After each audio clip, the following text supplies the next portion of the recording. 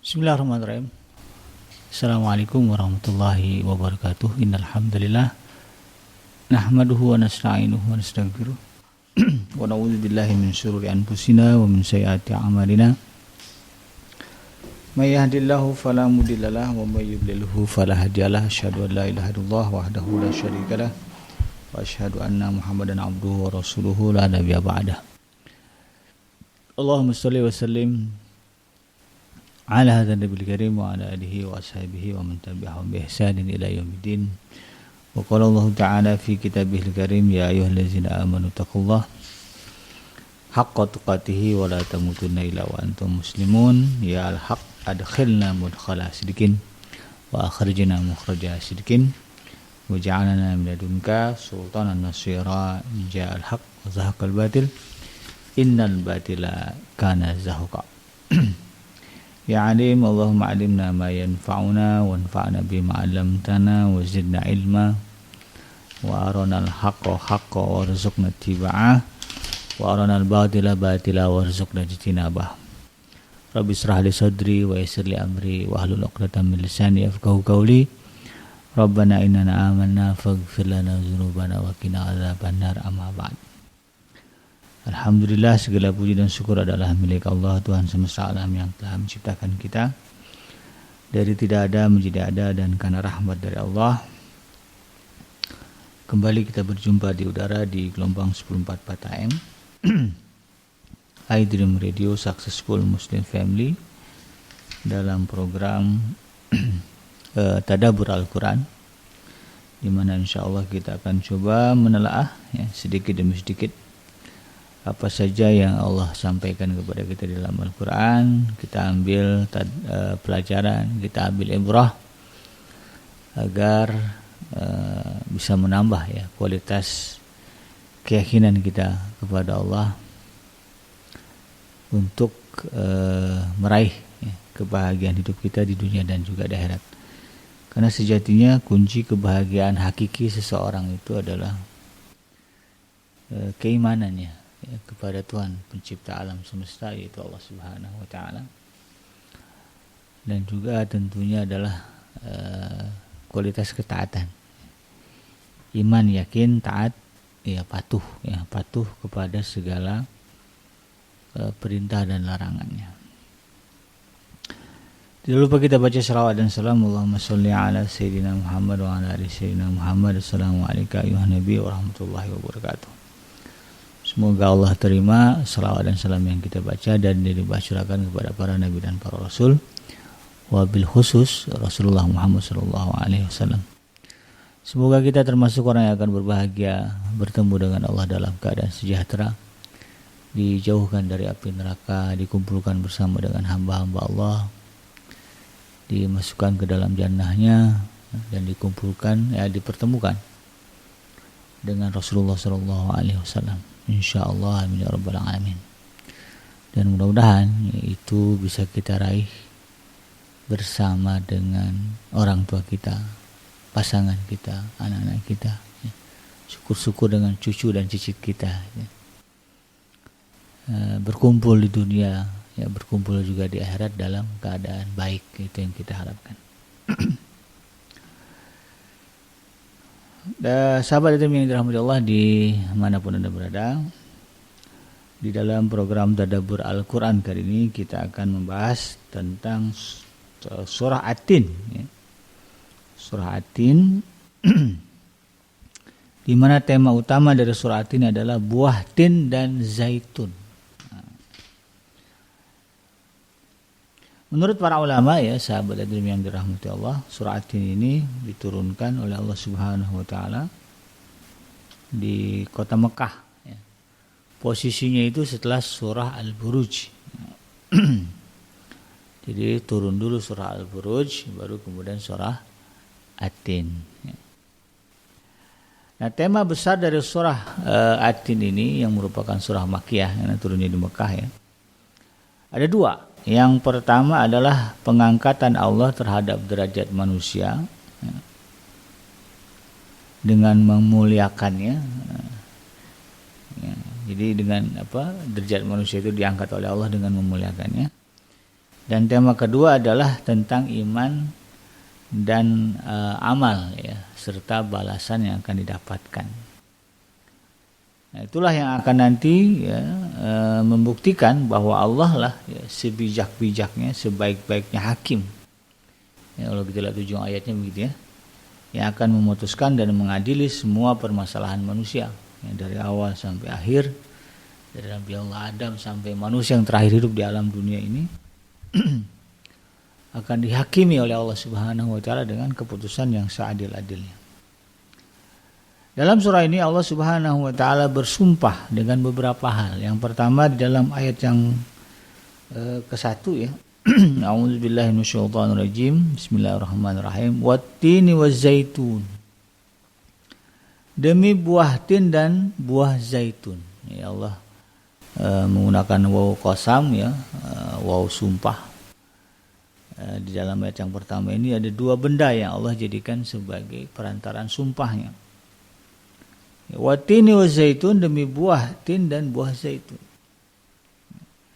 Nah, dalam hal ini sebahagian mufassir ya, ada yang mengartikan sumpah pertama itu surah itu watin ya, dengan ini sumpah pertama ini dengan nama bukit yang ada di Baitul Maqdis ya, di Palestina ya.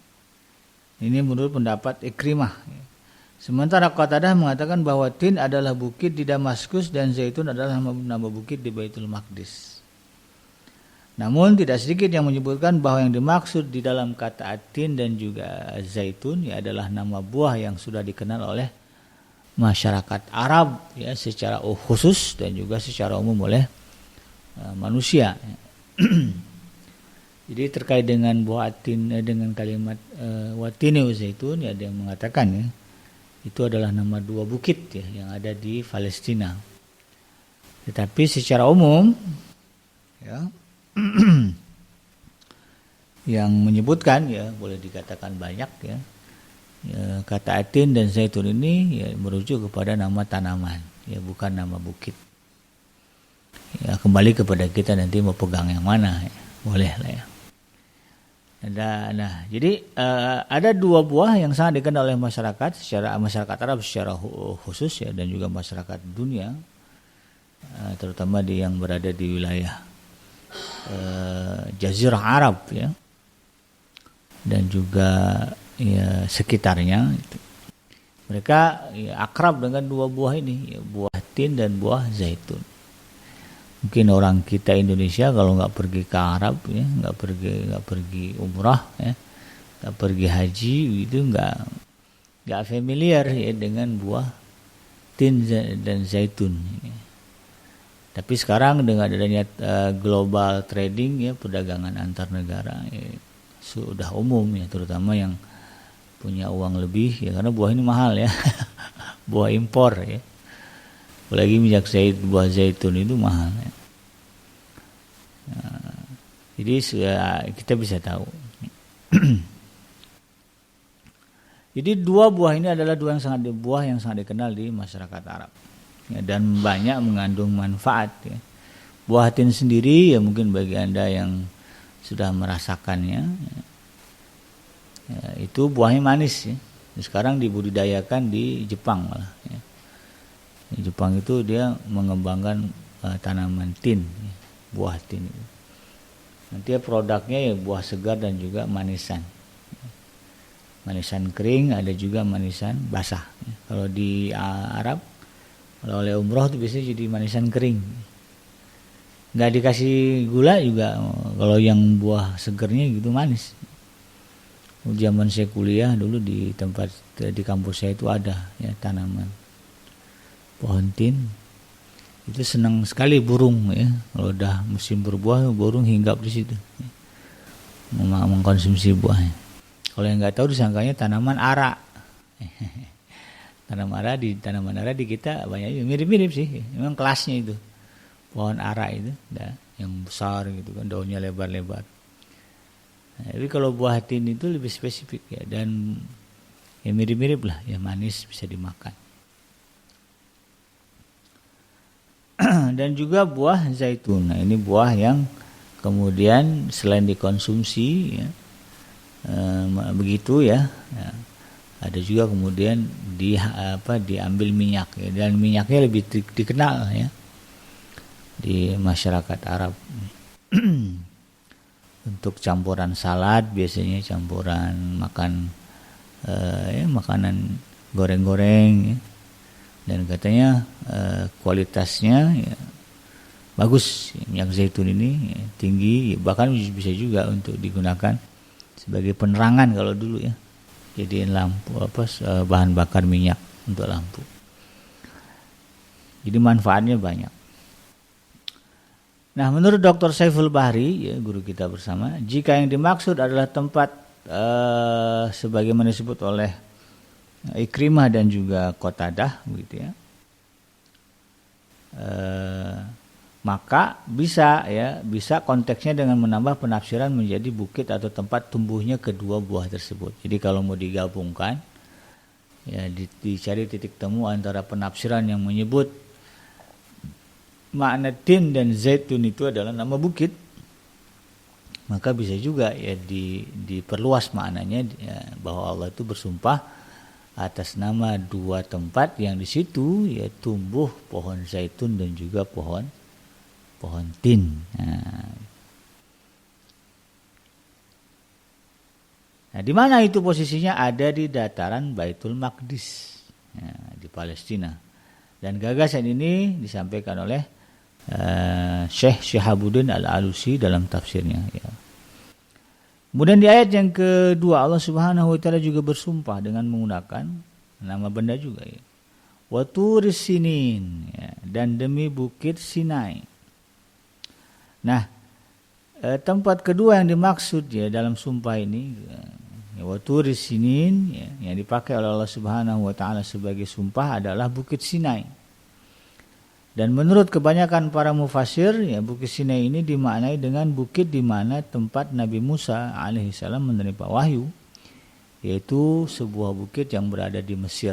Ya. Menurut Ikrimah, kata sinin, ya, ini berarti baik, yaitu dalam bahasa Habsyah atau Ethiopia. Jadi waturi sinin demi bukit yang baik ya juga bisa ya. Atau demi bukit Sinai di mana Nabi Allah Musa alaihissalam dulu pernah menerima wahyu. Di lokasi itu jadi tempat yang Allah sebut sebagai sumpah ya. Yang menandakan bahwa memang Allah tidak berdosa ya, terkait dengan turunnya wahyu kepada Nabi Allah Musa ya, di tempat itu di mana Allah langsung berkata ya, wa kalamullah Musa taklima. Ya, Musa ya, Allah berkata-kata dengan Nabi Allah Musa alaihissalam.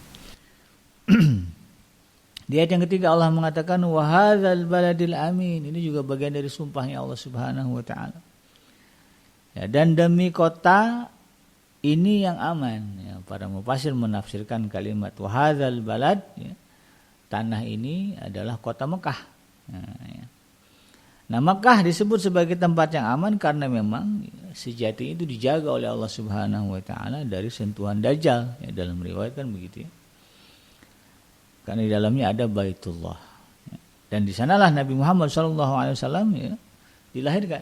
Ya, jadi wajar jika kemudian kota Mekah ya, atau kata wahadzal baladil amin ya, dan tempat yang aman ini ya, nah, kalau direlasikan dengan turunnya surat ini kan di Mekah gitu. Maka ya, kembali ke kota Mekah itu tadi.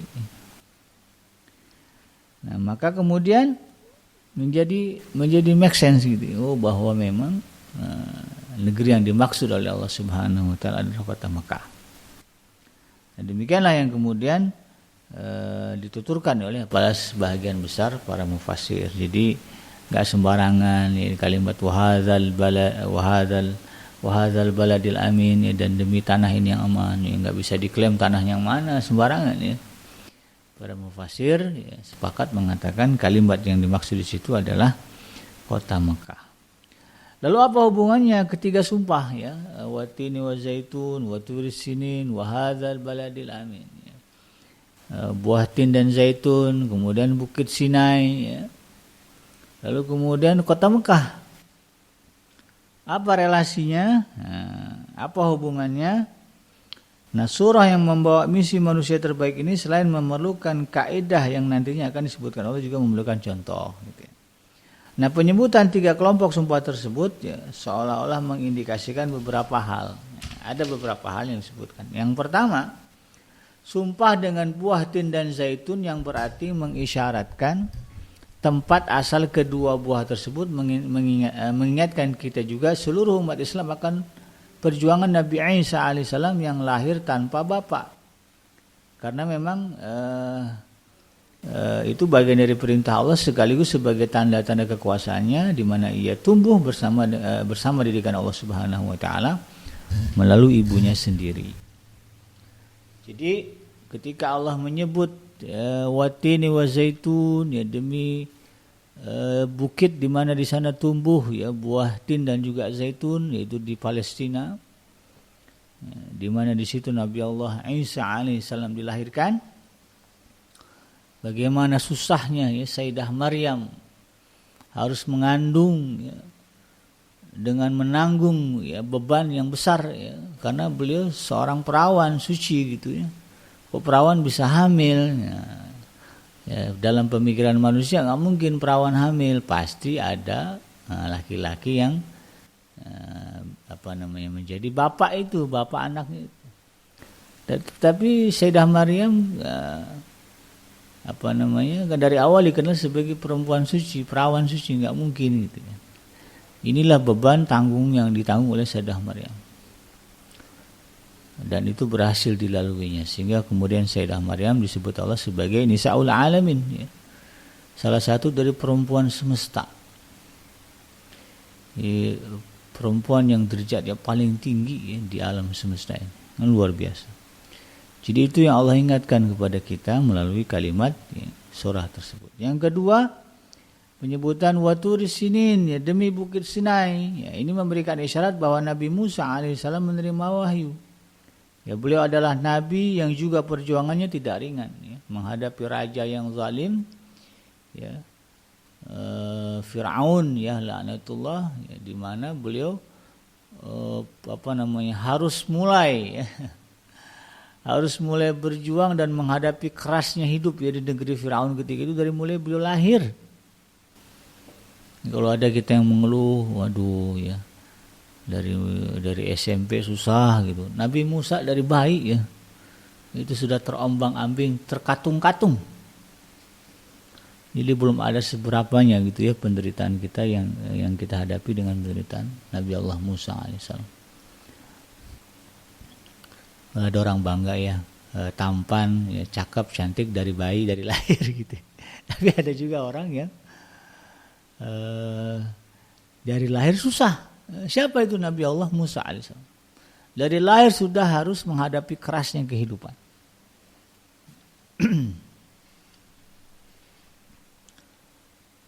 Ini kan gambaran umum juga ya, hari ini juga banyak ya bayi-bayi yang terlahir dalam keadaan terlunta-lunta, tidak jelas ya, nasabnya siapa. Bahkan tidak sedikit yang hari ini kita dapati bayi-bayi yang dibuang, ya. Dibunuh ya oleh ibu kandungnya sendiri, nauzubillah min dzalik, oleh bapak kandungnya sendiri. Ya, tapi Nabi Allah Musa alaihissalam ya begitu lahir ya dalam keadaan yang genting, ya, tetapi kemudian atas itu tadi ya, atas pertolongan dari Allah Subhanahu wa taala, ya, beliau berhasil keluar dari situasi tersebut, bahkan menjadi orang terpandang, diangkat menjadi anak angkatnya Firaun. Nah, bahkan kisah Nabi Allah Musa alaihissalam termasuk kisah yang paling sering diulang-ulang dalam Al-Quran dan dijadikan simbol perlawanan bagi tokoh protagonis yang membela kebenaran, ya, keadilan dan orang-orang tertindas melawan simbol atau ikon kezaliman yang diwakili oleh Firaun dan sekutunya itu. Kalau kita lihat ya kisah Nabi Allah Musa alaihissalam sering sekali ya, di dalam berbagai surat disebut ya, nama Nabi Allah Musa alaihissalam. Jadi kisahnya begitu menginspirasi. Kisahnya ini Allah jadikan ibrah bagi kita. Bahkan di dalam surah At-Tin ini juga kita diminta oleh Allah Subhanahu wa taala mengingat kembali bagaimana perjuangan berat Nabi Allah Musa alaihi salam. Adapun kata wahadzal baladil amin ya, dan negeri yang aman berarti Mekah ya. Ini mengisyaratkan sebuah kisah apik dan kepahlawanan seorang nabi yang yatim, yang menjadi pamungkas atau khatamin nabi ya, sebagai penutup para nabi dan para rasul, yaitu Nabi Muhammad SAW yang ditahbiskan sebagai makhluk ya, terbaik ya, sebagaimana Allah sebutkan di dalam Al-Quran, wa innaka la'ala khuluqin azim ya, wa ma arsalnaka ila rahmatan lil alamin. Ya, kalau tadi ayat yang surah Al-Qalam ya, Allah mengakui kemuliaan derajat, kemuliaan akhlak Nabi Allah Muhammad SAW, Rasulullah Muhammad SAW. Ya, bahkan Allah mengatakan ya, diutusnya Nabi Muhammad ini menjadi rahmat bagi semesta alam. Dan beliau adalah seorang yatim. Nabi Isa tidak punya bapak ya, lahir juga dalam keadaan menderita. Nabi Musa alaihissalam juga kurang lebih sama. Nah, demikian pula rupanya Allah menghendaki ya, kehidupan yang dilalui oleh Nabi Muhammad SAW. Nah, penyebutan sumpah tersebut tidak dimaksudkan sesuai dengan urutan waktu atau menunjukkan kemuliaan di atas yang lainnya, tidak.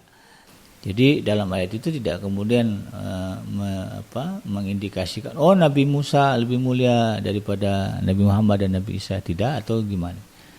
Tetapi ya kembali kepada firman Allah ya, la nufarriqu baina ahadin min rusuli. Semua rasul itu sama bagi orang-orang yang beriman, sama-sama mulianya.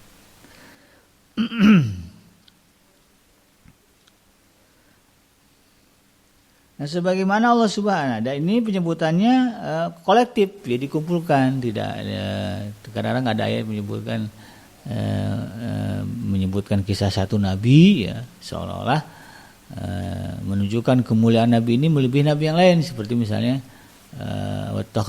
wattakhazallahu Ibrahim khalil ya. Allah menjadikan Ibrahim itu sebagai khalilnya, seolah-olah nabi yang lain ya gitu ya. Tidak, itu kan. Allah hanya berbicara ketika itu tentang Nabi Allah Ibrahim. Tapi dalam ayat ini 3 orang ya Allah sebutkan, 3 orang nabi ya, dengan latar belakang masing-masing, sebutkan secara kolektif. Nah, ini sebagaimana Allah memuliakan satu tempat di antara tempat-tempat yang lain ya, para ulama sepakat bahwa Allah Subhanahu wa taala memuliakan Masjidil Haram melebihi masjid-masjid yang lain, termasuk Masjidil Aqsa, dan juga Masjidil Aqsa memiliki keutamaan dibandingkan dengan masjid lainnya. Demikian juga Nabi Isa diutus setelah Nabi Musa, tapi disebut terlebih dahulu ya, dan mereka adalah orang yang terbaik di zamannya. Nah, penyebutan Nabi Muhammad SAW di akhir tetap tidak menutupi kemuliaan ya, Rasulullah sebagai manusia terbaik sepanjang masa, sekaligus sebagai penegasan kekekalan penjagaan Allah terhadap risalah tauhid hingga akhir zaman. Karena umat Nabi Musa dan Nabi Isa yang tadinya mengimani dan memperjuangkan serta mendakwahkan risalah tauhid, kini sebaliknya bukan hanya mengingkari, bahkan memusuhi risalah tauhid yang dibawa Nabi Muhammad dan para dai penerus dakwahnya. Dulu nabinya ya Nabi Isa, Nabi Musa kan risalahnya tauhid. Tapi hari ini kita dapat di umatnya justru memusuhi nabi terakhir yang membawa risalah tauhid. Rasulullah Muhammad SAW menjadi orang yang paling dibenci ya, oleh umatnya Nabi Musa dan juga umatnya Nabi Isa alaihissalam. Ya, sebagaimana Allah katakan ya, lantar ankal yahudu wal nasara hatta tattabi'a millatahum. Sedemikian rupanya mereka itu nggak akan ridho sama kamu sampai kamu mengikuti agama mereka. Ya. Ini yang terlihat di dalam ayat tersebut. Nah, kemudian topiknya berpindah di ayat yang keempat, laqad khalaqnal insana fi ahsani taqwim. Sesungguhnya kami telah menciptakan manusia dalam bentuk yang terbaik, yang sebaik-baiknya. Nah, kalau kita lihat ya, setelah Allah Subhanahu wa taala bersumpah dengan 3 kelompok tadi ya, zaitun dan tin dan zaitun, kemudian bukit Sinai ya, lalu kemudian juga kota Mekah. Nah, ketiga tempat tersebut ya, ini seolah-olah diumpamakan dengan 3 jenis manusia terbaik ya yang diciptakan oleh Allah Subhanahu wa taala dan diutus kepada manusia untuk membimbing manusia.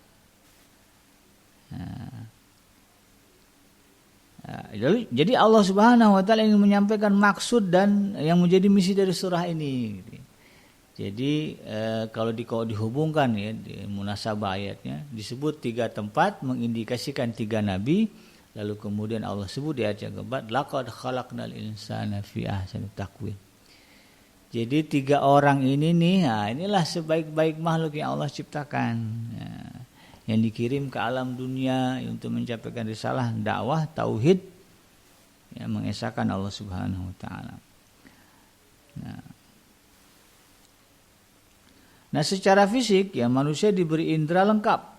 Ya, dibekali dengan otak dan perasaan, struktur tubuh dan anatomi yang juga bagus dan indah. Proses penciptaan ini bahkan juga sangat menakjubkan. Ya, kalau kita lihat asal-usul kejadian manusia, kita ini kan dari air yang hina gitu. Dari sperma. Ya, sperma itu kalau ada di jalan kita nemu segelas nggak ada yang orang mau ngambil. Gitu. Saking hinanya gitu ya. Bahkan jijik mungkin orang ngelihatnya. Tapi dari itulah sumber kita manusia. Jadi sangat menakjubkan dari sesuatu yang mungkin tidak terlihat oleh kasat mata karena kan sel-sel sperma itu kecil sekali. Tapi itu ada hidup ya. Dan dari situlah kemudian Allah Subhanahu wa taala menjadikan fisik kita. Kan luar biasa menakjubkan. Nah, kebaikan yang Allah sebutkan ya di fi ahsani dalam bentuk yang sebaik-baiknya. Ini mencakup berbagai dimensi ya, secara fisik manusia adalah makhluk yang terbaik ya, tangannya pas, matanya pas 2. Kalau kita mau compare dengan makhluk yang lain ya, dari segi fisik ya, kitalah makhluk terhandsome ya. Makhluk tertampan, tercantik di bumi gitu. Ya, kalau kita mau lihat begitu kan, dan fungsi tubuh kita semuanya itu bisa terlihat ya bagaimana Allah Subhanahu wa taala begitu maha agung ya, maha berkuasa, maha cerdas ya di dalam menciptakan kita sebagai manusia.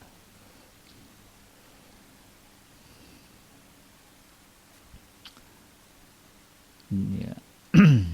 Ya, itu dari tampilan luar ya, belum lagi kita berbicara tampilan dalam ya, organ tubuh kita. Bagaimana jantung itu berfungsi, bagaimana liver, ginjal ya. Punya peranan masing-masing sehingga kemudian manusia bisa tetap eksis ya di dalam kehidupan ya, mereka bisa makan, minum, menikmati berbagai hal, berjuang ya, menggerakkan sesuatu, berpikir ya. Itu bagian dari keagungan penciptaan Allah Subhanahu wa taala.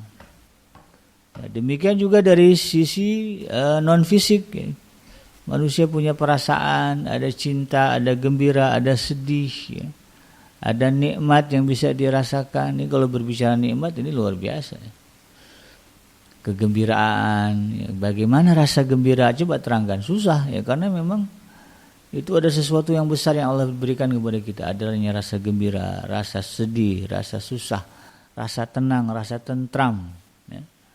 Apalagi ya, kalau bicara makan misalnya, kan ada orang bilang ini makanannya enak, delicious ya, enak ya, sedap ya, oishi kata orang Jepang misalnya.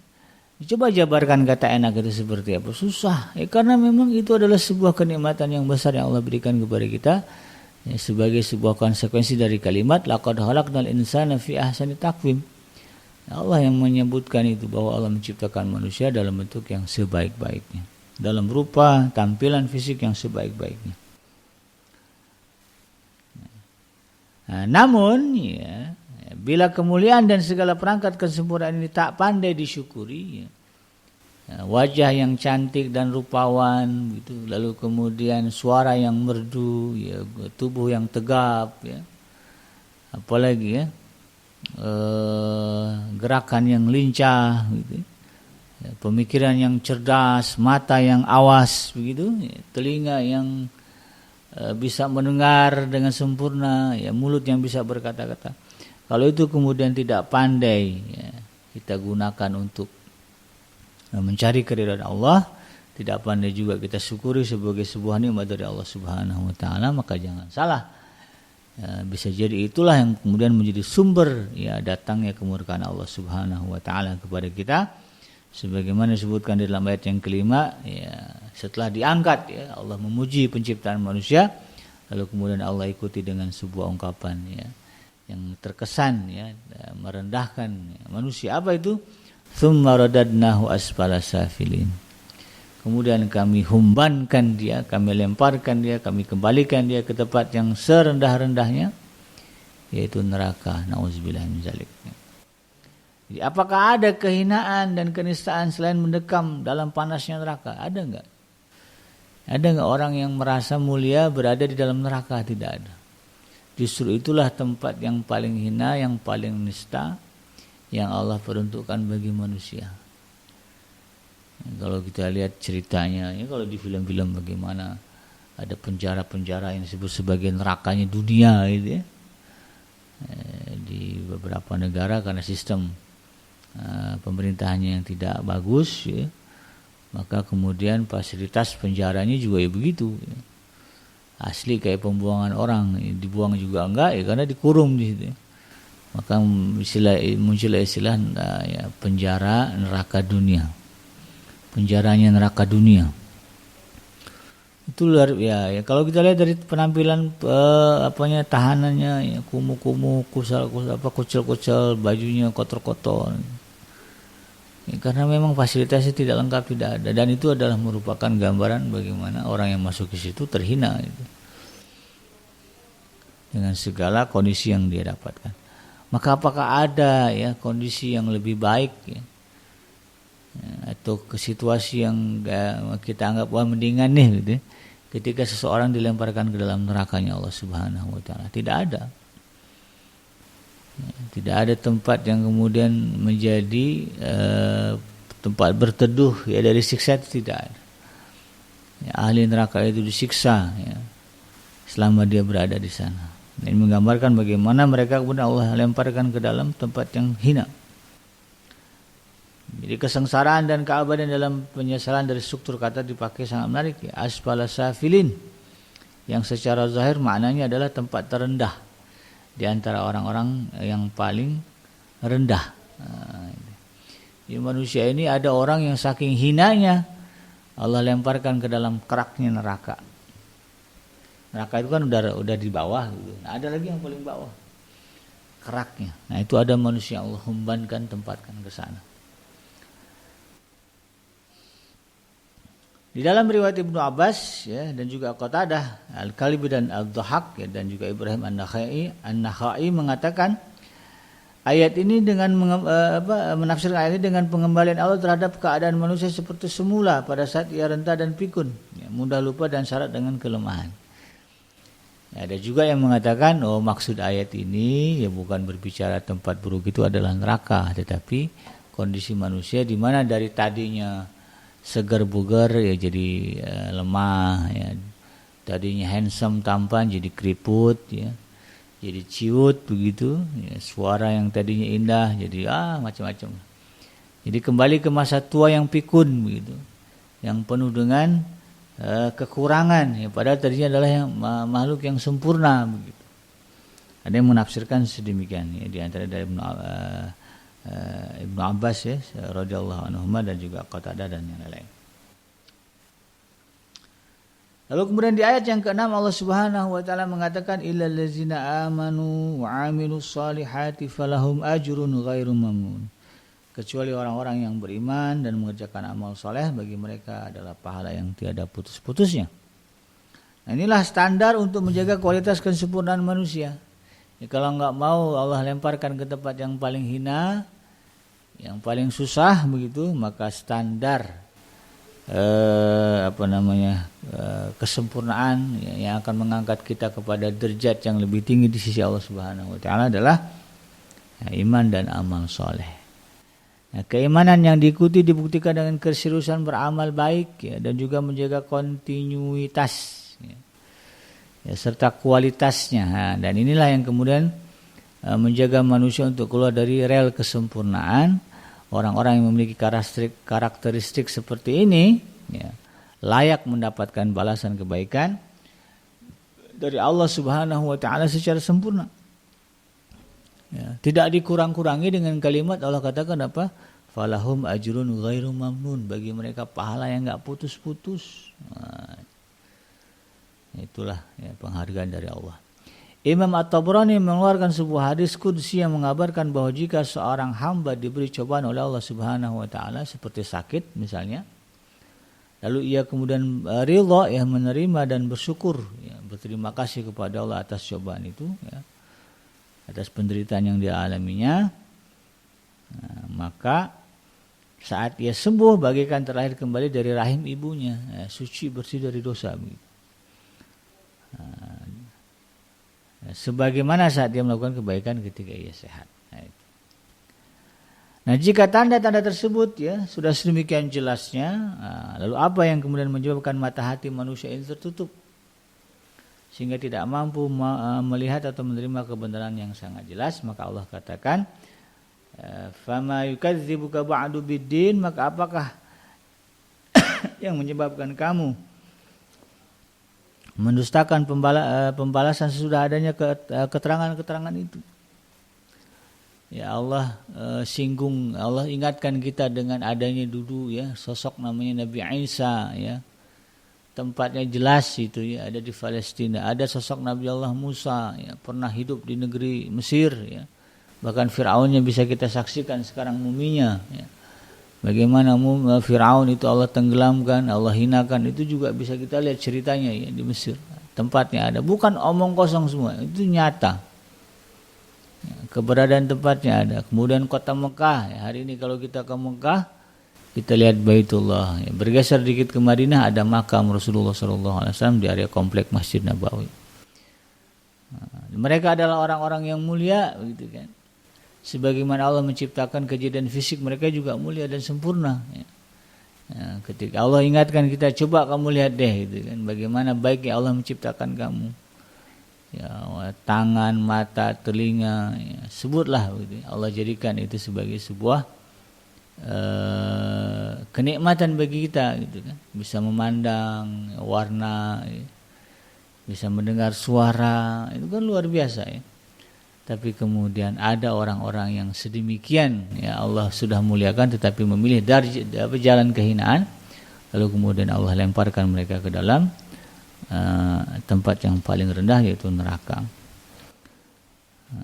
Apa yang menyebabkan lalu kalau kemudian kita juga masih mengingkari Allah Subhanahu wa taala? Apa yang menjadi alasan? Itu yang Allah tanya.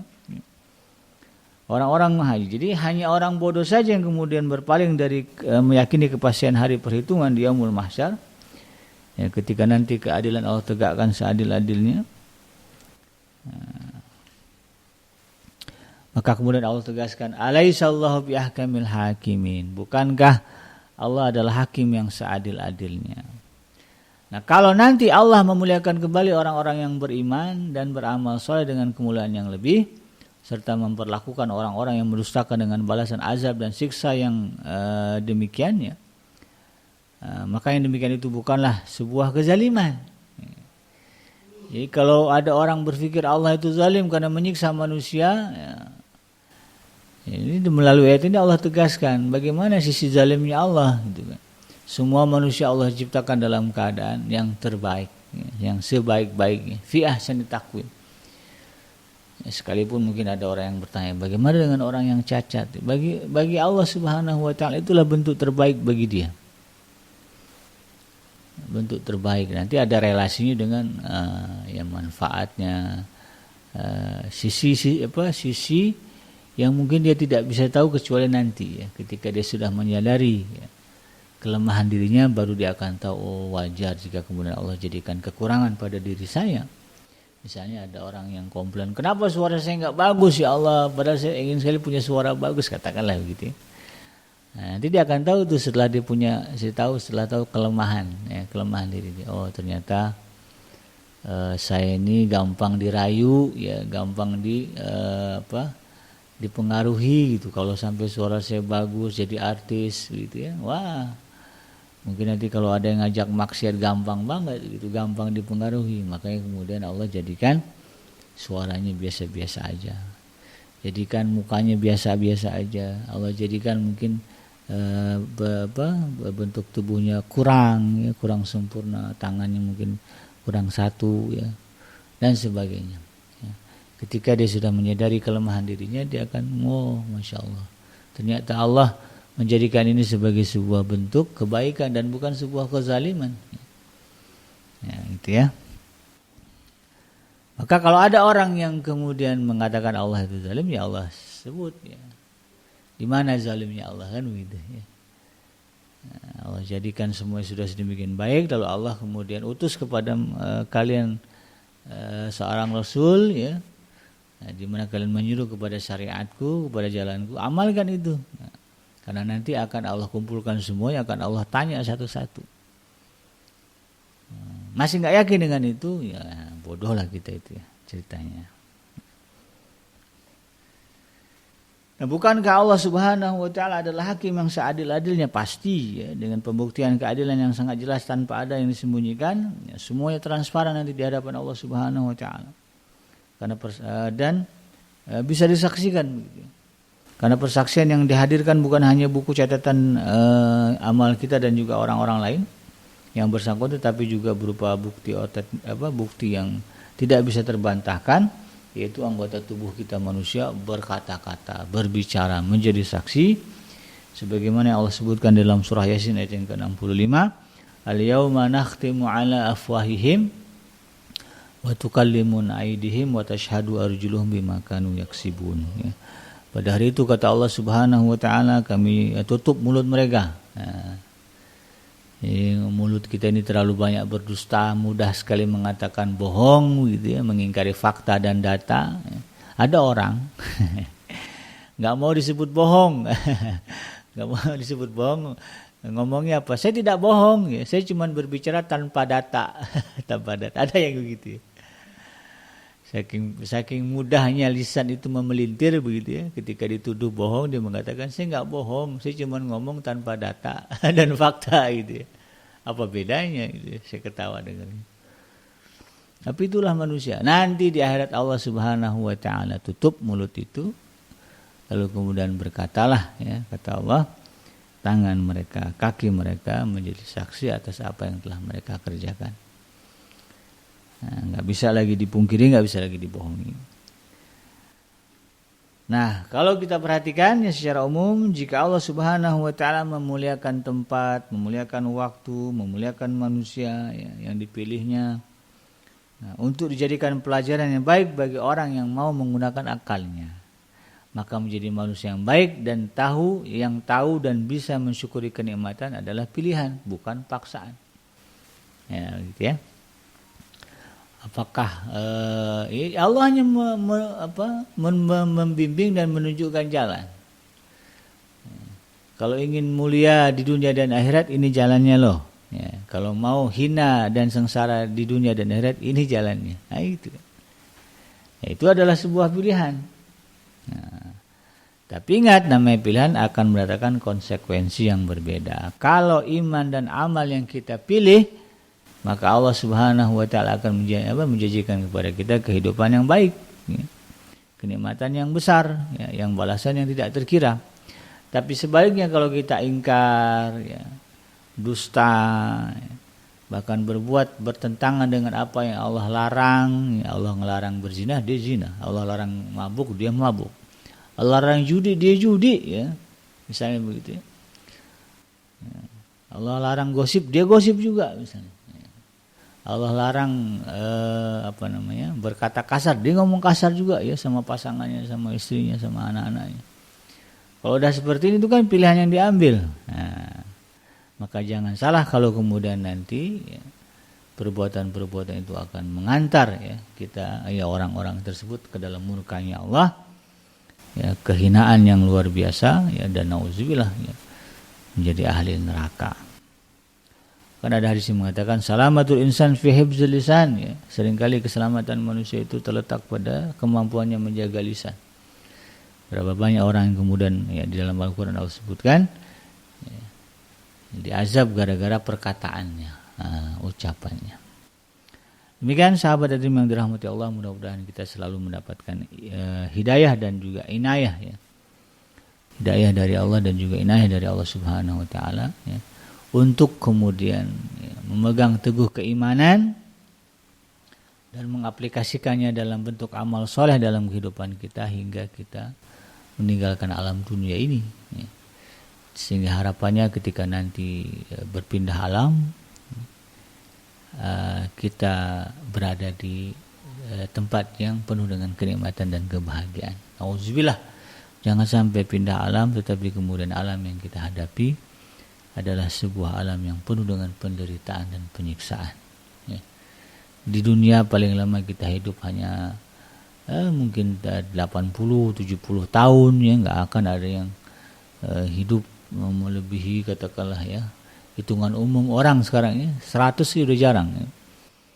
Apalagi udah masuk ke 150 udah nggak ada dah, ya. Kalaupun ada itu klaim-klaim semata itu, ya. Susah ya membuktikan ada orang usianya sekarang ini ya, di atas 100 tahun, di atas 150 tahun. Udah jarang, udah jadi langka, ya.